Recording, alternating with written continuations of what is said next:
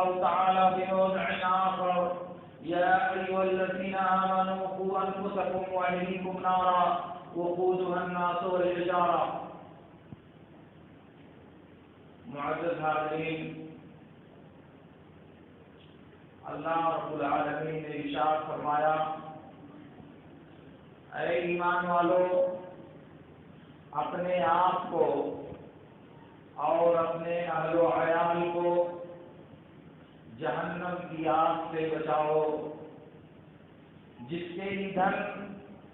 اور جس میں جلنے والی چیزیں پتھر ہوں گی اور انسان ہوں گے۔ اللہ رب العالمین نے اس آیت کے ذریعہ اس بات کا حکم دیا ہے کہ ایک اہل ایمان کو اور مومنوں کو چاہیے کہ وہ خود کو جہنم سے بچائیں، لیکن یہی کافی نہیں ہے، اس کے آگے اپنے گھر والوں کو بھی، اپنے ماتحتوں کو بھی اور اپنے زیر سرپرستی انسانوں کو بھی جہنم سے بچائیں۔ خود کو آگ سے بچانا، اپنے آپ کو جہنم سے حفاظت کا ذریعہ فراہم کرنا جس طرح سے ضروری ہے، اسی طرح سے یہ بھی ضروری ہے کہ آپ اپنے ساتھ اپنے بیوی اور بچوں کو بھی،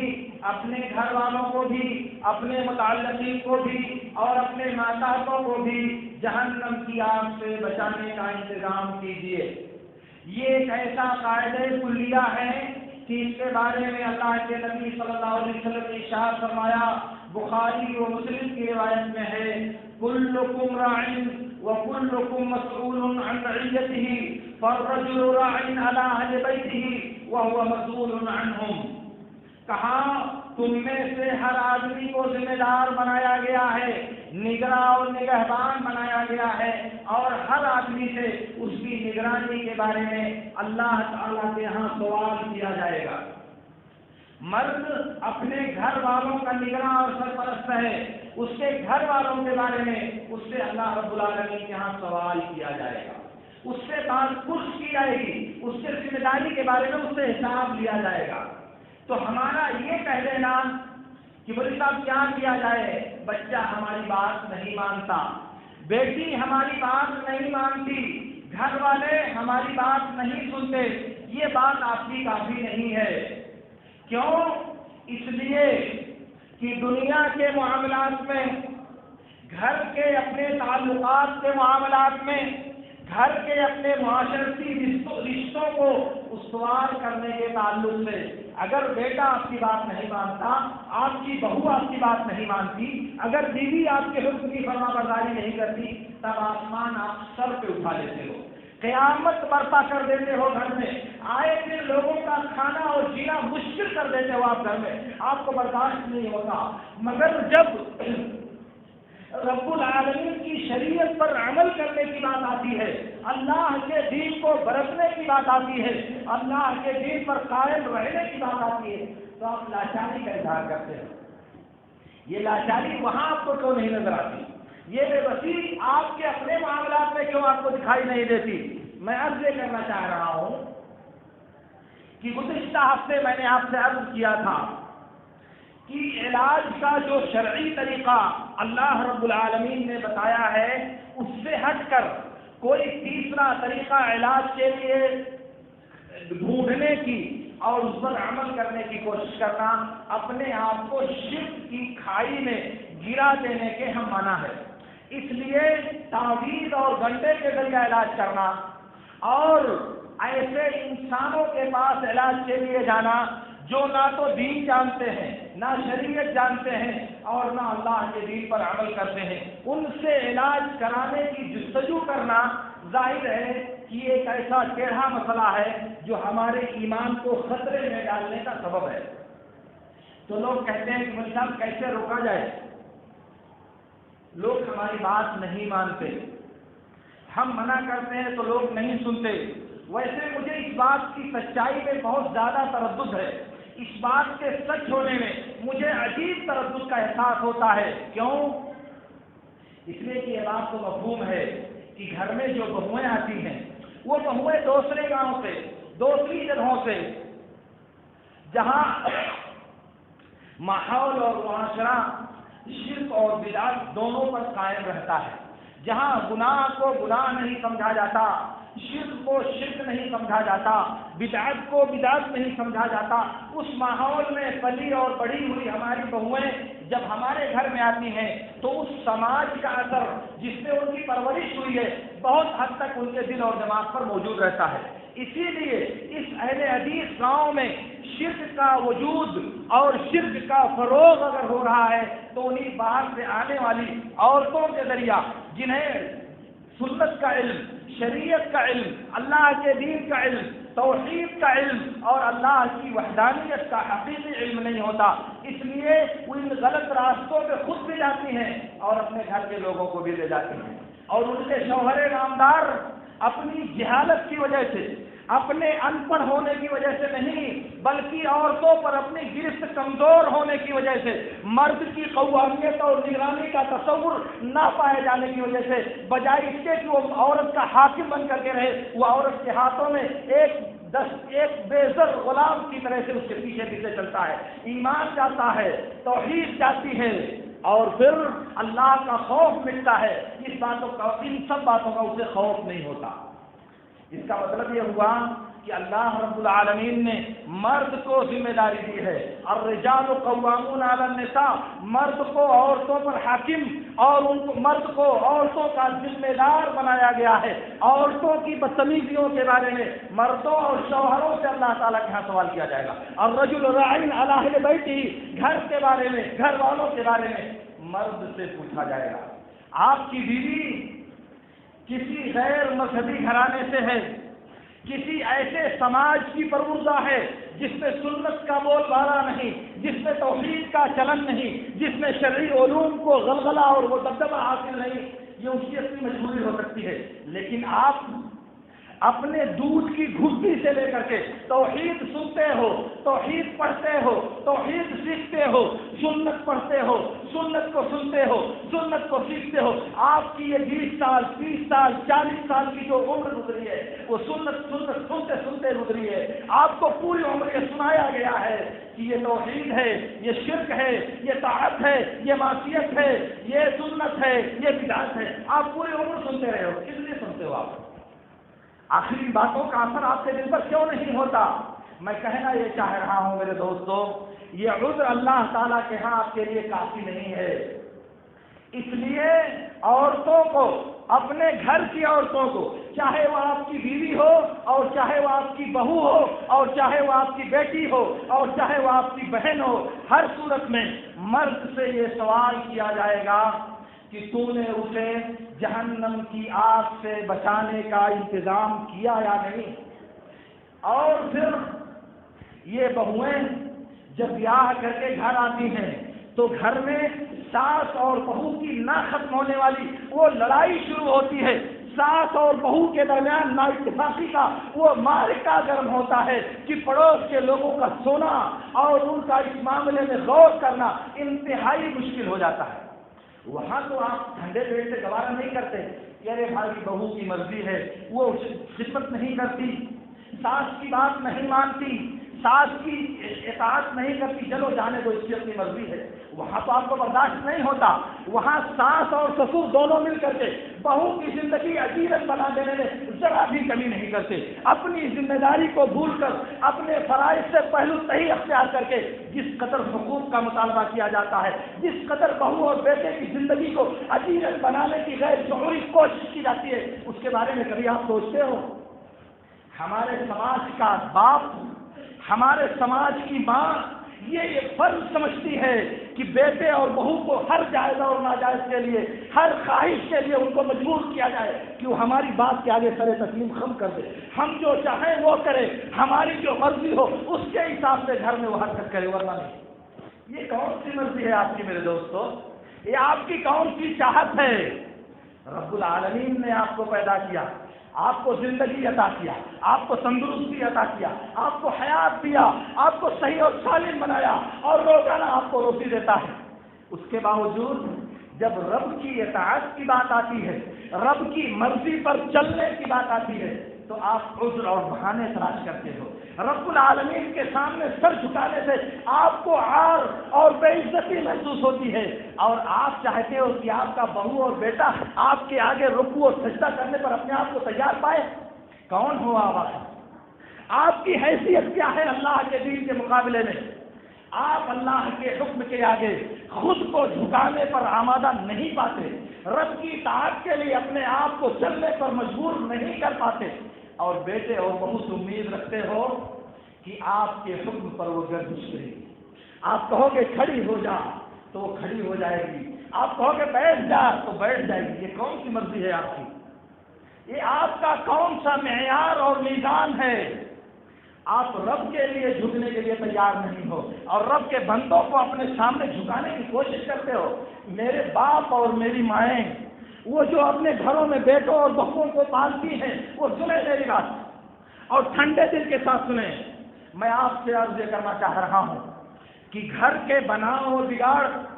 گھر کے چلانے اور بگاڑنے کی ذمہ داری اللہ رب العالمین نے مردوں کو دیا ہے. ایک شوہر ہونے کی حیثیت سے آپ کا بیٹا اور ایک بیوی ہونے کی حیثیت سے آپ کی بہو، دونوں کی ذمہ داری ہے کہ اللہ رب العالمین نے انہیں جو حق دیا ہے، اللہ رب العالمین نے انہیں جو حکم دیا ہے، اس کی تابع داری، اس کی فرما برداری اور اس کی بجاوری کی کوشش کریں. جھگڑا ہمارے گھر میں یہ ہوتا ہے کہ بہو میرے سر پر تیل نہیں رکھتی،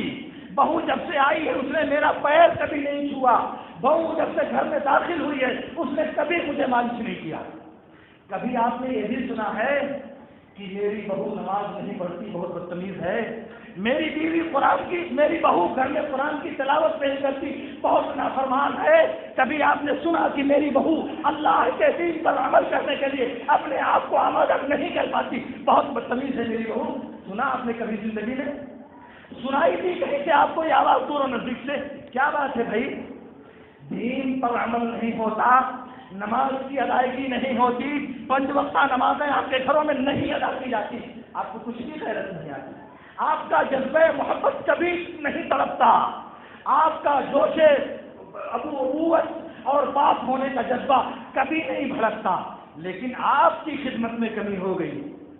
آپ کی چاہت کو پورا کرنے میں کمی ہو گئی، آپ کی خواہش کی تکمیل میں کمی ہو گئی، آپ نے آسمان سر پر اٹھا دیا.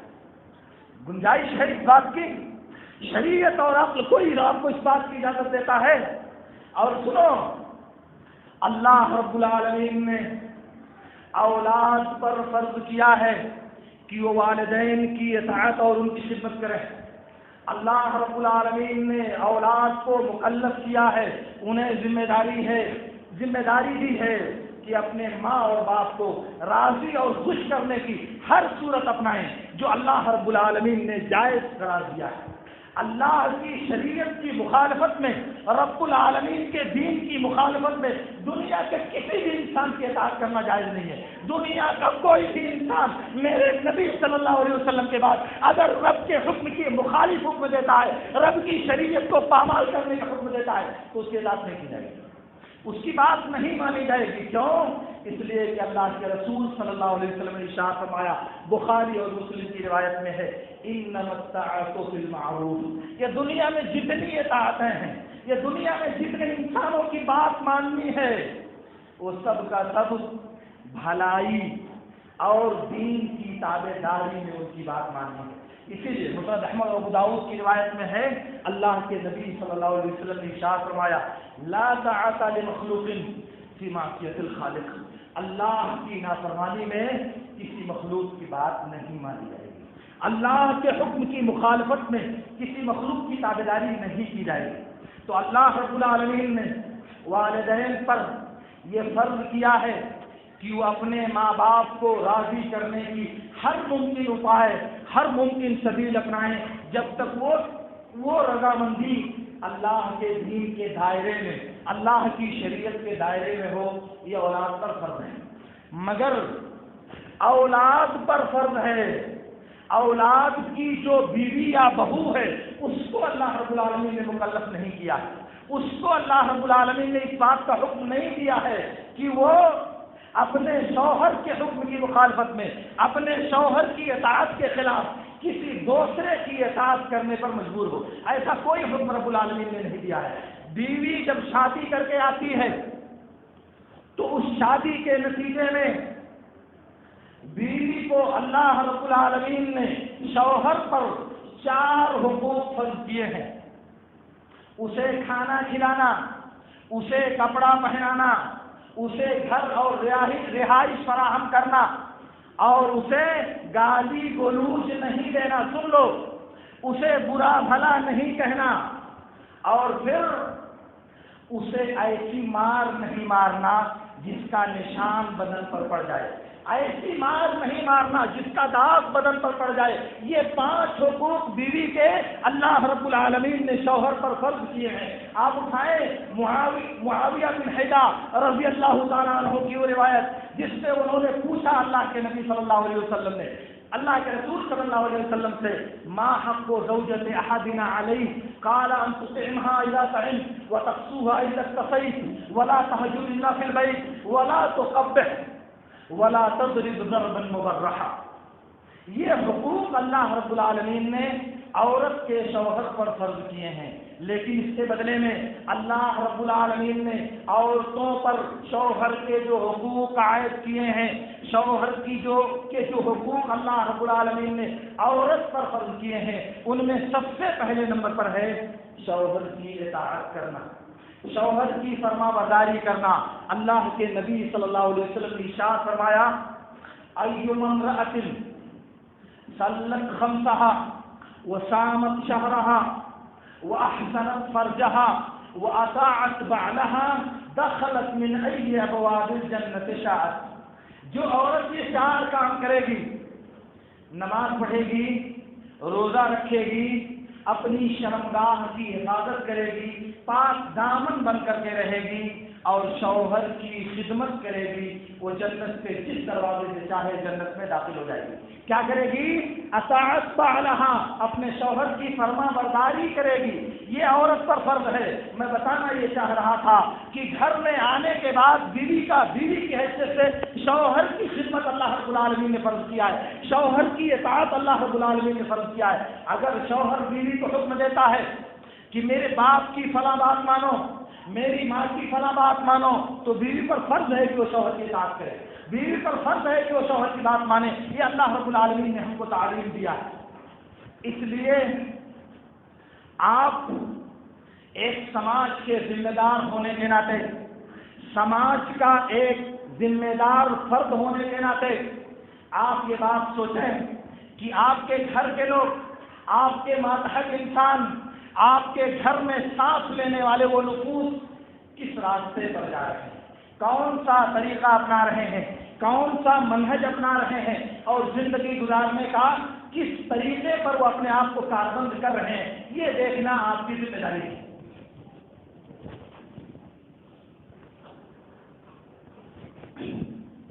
میرے دوستوں، میں آپ سے عرض کر رہا تھا کہ اللہ رب العالمین نے معاشرے میں زندگی گزارنے کے لیے ہر ایک کا ایک دائرہ متعین کیا ہے، ہر ایک کے حدود 4 متعین کیے ہیں. جب بھی انسان ان حدود سے تجاوز کرے گا، جب بھی انسان اپنی متعین کی ہوئی حد سے آگے بڑھنے کی کوشش کرے گا، تب یہ ناہمواریاں پیدا ہوں گی، یہ دشواریاں لازمی طور پر پیش آئیں گی. اس لیے جس کا جو دائرہ عمل شریعت نے دیا ہے، جس کی جو حد شریعت نے متعین کیا ہے، اس حد میں رہنے کی کوشش کیجیے، اس حد کو کبھی پھیلانے کی کوشش مت کیجیے. کیوں؟ اس لیے سماج، معاشرہ، ایک خوشگوار سماج، ایک خوشگوار معاشرہ، گھر، ایک خوشگوار گھر اس وقت بنے گا جب آپ اپنی حد میں رہ کر اللہ کے دین کی پابندی کریں گے، اللہ کے دین کو اپنے گھر میں جو فرد اور سماج سے متعلق ہے اس کو نافذ کرنے کی کوشش کریں گے، تو آپ کا گھر ایک خوشگوار گھر ہوگا. آپ ایک بات اور سوچیں میرے دوستوں، گھر میں جیسے آپ کی بہو رہتی ہے، اسی طرح آپ کی بیٹی بھی گھر میں رہتی ہے. بیٹی جب سو جاتی ہے، بیٹی جب کام کرنے سے گریزاں رہتی ہے، تو آپ کہتے ہیں بیٹی کی طبیعت خراب ہے، میری بیٹی کی طبیعت خراب ہے، اس کی حالت اچھی نہیں ہے، اس کو علاج کرانا چاہیے، اس کی دوا کرانی چاہیے، اس کے ساتھ یہ ہونا چاہیے اور وہ ہونا چاہیے۔ لیکن اسی موقع سے اگر آپ کی بہو کبھی سونے میں تاخیر کر دیتی ہے، آپ کی بہو کسی کام میں کبھی غفلت اور سستی کا مظاہرہ کرتی ہے، تب آپ کیا رویہ اپناتے ہو؟ کیا دونوں کے بارے میں آپ اتنا سوچتے ہو کبھی؟ وہ بھی کسی کی بیٹی ہے جس نے آپ کے گھر بھیجا ہے، وہ بھی کسی کے دل کی لاڈلی رہی ہے جس نے اس کو پروان چڑھانے کے بعد آپ کے گھر کے حوالے کیا ہے۔ لیکن کیا کبھی آپ کے دماغ میں آتا ہے کہ یہ بھی کسی کی بیٹی ہے، چلو غلطی کر لی جانے دو، کوئی بات نہیں، ہر انسان سے غلطی ہوتی رہتی ہے، اپنی بیٹی جب غلطی کرتی ہے تو غلطی سمجھ میں آتی ہے، چھوڑو جانے دو، بچی کی غلطی کر گئی تو سدھر جائے گا۔ یہی غلطی جب بہو کرتی ہے تو وہ ناقابل معافی جرم ہوتا ہے آپ کی نظر میں۔ یہ دو رخا پن نہیں ہے آپ کا، آپ کے طرز عمل کا یہ دوغلا پن نہیں ہے میرے دوستو۔ ایک ہی کام ایک ہی گھر میں ایک ہی عمر کی دو لڑکیاں کرتی ہیں، ایک آپ کی جگر گوشہ، آپ کی لفظ جگر، اس لیے اس کے لیے بہت سے عذر ہیں، بہت سے علاج اور بہت سے ہیلے اور بہانے ہیں، اور دوسری آپ کی بہو ہے، اس کا جرم یہ ہے کہ وہ آپ کے نسخے سے پیدا نہیں ہے۔ کام تو دونوں نے سیم کیا، تو عدل کا تقاضا ہے کہ فیصلہ برابر ہونا چاہیے، عدل کے مطابق آپ کا طرز عمل ہونا چاہیے، لیکن ایک کے معاملے میں آپ ٹھنڈے پیٹ کے ساتھ اسے گوارا کرتے ہو اور دوسرے کے معاملے میں سخت ناراضگی کا اظہار کرتے ہوئے آسمان سر پہ اٹھا لیتے ہو۔ ہے گنجائش آپ کی منطق اور عقل کے اعتبار سے کہیں سے ہمارے اس طرز عمل کی گنجائش کہیں سے بنتی ہے؟ ظاہر ہے کہ نہیں میرے دوستو۔ تو بات میری یہ ہے کہ معاشرتی اعتبار سے، سماجی اعتبار سے ہمارے یہاں یہ جو شرک کا یہ اژدہا اور شرک کا یہ ناگن جو اپنے سر پھیلا رہا ہے، اس کے بارے میں آپ کو متنبہ ہونے کی ضرورت ہے، اس کے بارے میں آپ کو ہوشیار ہونے کی ضرورت ہے، اور اپنے گھر کی نگراں ہونے کی حیثیت سے، اپنے گھر کا ذمہ دار ہونے کی وجہ سے آپ کو اپنے گھر کا جائزہ لینے کی ضرورت ہے۔ آپ کی بیٹیاں اور بہویں علاج کا یہ شرکیہ طریقہ، تعویذ اور گنڈے کا یہ ناجائز طریقہ کیوں اپنانے پر مجبور ہے؟ کیا وجہ ہے؟ آپ اس کا جائزہ لیجئے، اور پھر یہ بات یاد رکھیے کہ سماج اور معاشرے کے تعلق سے اسلام نے جو ہدایات اور رہنمائیاں دیا ہے ان کو برتنے کی کوشش کیجیے۔ آپ کا گھر جنت کی نظیر بن کر کے رہے گا، آپ کا گھر جنت کا نمونہ اسی دنیا میں پیش کرے گا۔ بس صرف ایک ہے، اور وہ یہ ہے کہ آپ اپنی سوچ کو شریعت کے مطابق ڈھالنے کی کوشش کیجیے، آپ اپنی خواہشات کو شریعت کے دائرے میں رکھنے کی کوشش کیجیے، آپ اپنے جذبات کو شریعت کے بندھن میں باندھنے کی کوشش کیجیے، آپ اپنی سوچ کو سنت کے دائرے میں رکھنے کی کوشش کیجیے۔ کوئی مسئلہ پیدا نہیں ہوگا آپ کے لیے، اور اگر کبھی کوئی معمولی سا مسئلہ پیدا ہوا بشریت اور انسانیت کے تقاضے کے ناطے، تو فوراً وہ کافور ہو جائے گا، فوراً وہ ختم ہو جائے گا، کیونکہ آپ کو احساس ہوگا، غلطی کرنے والے کو احساس ہوگا کہ یار میں نے غلطی کر دیا، جانے دے دو، مجھ سے غلطی ہو گئی، اب دوبارہ ایسا نہیں کر دو۔ وہ بات آپ بھی کہہ سکتے ہو، سسر ہو چلے گا، آپ شوہر ہو چلے گا، لیکن رب نہیں ہو، آپ غلطیوں سے مبرہ نہیں ہو۔ جس طرح آپ کی بیٹی اور بہو غلطی کر سکتی ہے، ویسے ہی آپ باپ اور شوہر ہو کر کے بھی غلطی کر سکتے ہو۔ جیسے یہ ضروری ہے کہ بیوی کہے کہ ہاں مجھ سے غلطی ہوئی، میں نے غلطی کیا، دوبارہ ایسا نہیں کروں گی، ایسے ہی یہ ذمہ داری آپ کی بنتی ہے شوہر محترم صاحب، ایسے ہی آپ کی بھی ذمہ داری بنتی ہے والد محترم صاحب کہ ہاں یہ بات میں نے غلط کیا، یہ میری بات میری غلط ہے، دوبارہ ایسا نہیں ہونا چاہیے۔ اگر یہ جذبہ آپ پروان چڑھاؤ گے، سنت پر عمل کرنے کا یہ داعیہ آپ کے دل میں پیدا ہوگا، تو میں اس بات کی ضمانت دیتا ہوں کہ آپ کا گھر دنیا میں جنت نظیر ہوگا، جنت کا مزہ اللہ تعالیٰ آپ کو دنیا میں دے گا۔ لیکن اگر آپ اپنی خر مستیوں میں، آپ اپنے نفسانی خواہشات کے چکر میں، آپ اپنی مرضیات کی تکمیل کے چکر میں اسی طرح سے سوار ہے تو زندگی ختم ہو جائے گی، روح آپ کی قفس رسولی سے پرواز کر جائے گی، اس دنیا کے انسانوں سے آپ کا ناطہ ختم ہو جائے گا، مگر اللہ رب العالمین آپ کو سکون عطا نہیں فرمائے گا، چین و اطمینان کی زندگی اللہ تعالیٰ آپ کو کبھی مرحمت نہیں فرمائے گا۔ اس لیے رب کا یہ جو نسخہ رب کی یہ جو تعلیمات ہیں ان کو پکڑیے، ان کو برتیے، ان کو بروئے کار لا کر ان کی جلوہ فرمائی ذرا دیکھیے کچھ دن کے لیے سماج میں، گھر میں ان تعلیمات کو برتیے کچھ دنوں کے لیے، اور پھر دیکھیے کہ کیسا باغ و بہار کا منظر پیش کرتا ہے آپ کا یہ گھر، جو دوسروں کے لیے قابل رشک ہوگا، دوسروں کی نگاہوں میں لائق رشتہ اور لائق رشک ہوگا کہ وہ دیکھیں آپ کے اس نظیر کو۔